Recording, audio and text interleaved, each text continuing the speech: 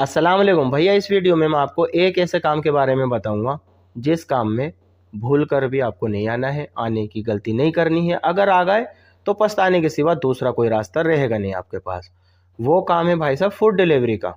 अभी कुछ भाई साहब आएंगे कमेंट करेंगे कि भैया तुझे क्या पता, फूड डिलीवरी का काम तो अच्छा है, बंदा अच्छा पैसा कमा रहा है। मेरे भाई 100 में एक दो अगर कोई कमा रहा है तो बात अलग होती है, लेकिन ज़्यादातर बंदे मैंने इसमें परेशान देखे हैं और कंपनी छोड़ के भागते हुए देखे हैं। बाद में बोलते हैं भैया कहीं पे लगवा दो, कहीं पे तनाजुल करवा दो, फिर उनका कुछ नहीं होता, वो परेशान ही रहते हैं।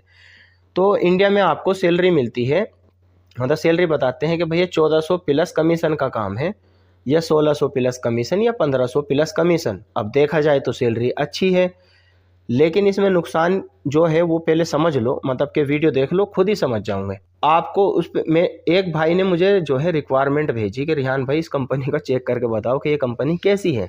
मैंने वो रिक्वायरमेंट देखी, उस पर साफ तौर पे लिखा हुआ है कि अगर एक महीने में 450 से कम पार्सल आप ऑर्डर करते हो, 450 डिलीवरी अगर आप करते हो तो आपको पूरा सैलरी मिलेगा, और अगर उससे आप कम करते हो तो आपको उसका पैसा मतलब कंपनी काटेगी।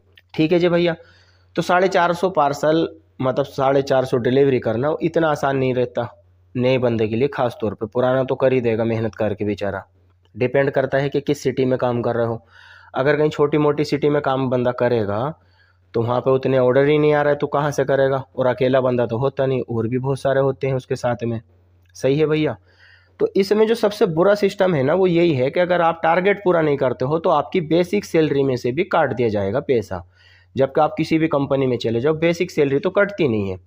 अगर आप ड्यूटी नहीं करोगे तो ओवर टाइम कटेगा, या मतलब कुछ ऐसा रहेगा, या कोई छुट्टी कर लेता है तो फिर बात होती है अलग। इसमें काम भी करते रहो फिर भी तुम्हारी सैलरी कटेगी, मतलब बेसिक भी साफ। तो क्या फ़ायदा भैया। दूसरा, इस कंपनी में आके, मतलब कोई भी कंपनी हो फूड डिलीवरी की, तकरीबन सबका सिस्टम सेम है। जब तक आपका लाइसेंस नहीं बनेगा तो आपको सिर्फ खाना और रहना, मतलब छत छत मिलेगी, यानी कि रूम मिलेगा, आप आराम से सो सकते हो, और आपको खाना मिलेगा।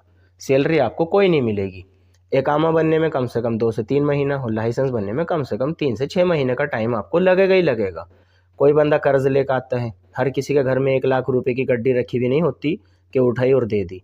कुछ ही लोग होते हैं ऐसे जो अपने पैसे से आते हैं, नहीं तो सब बेचारे कोई रिश्तेदार से, कोई दोस्त से, कोई कैसे कोई ब्याज पे लेता है, जैसे तैसे बंदा अपना काम चलाता है ना।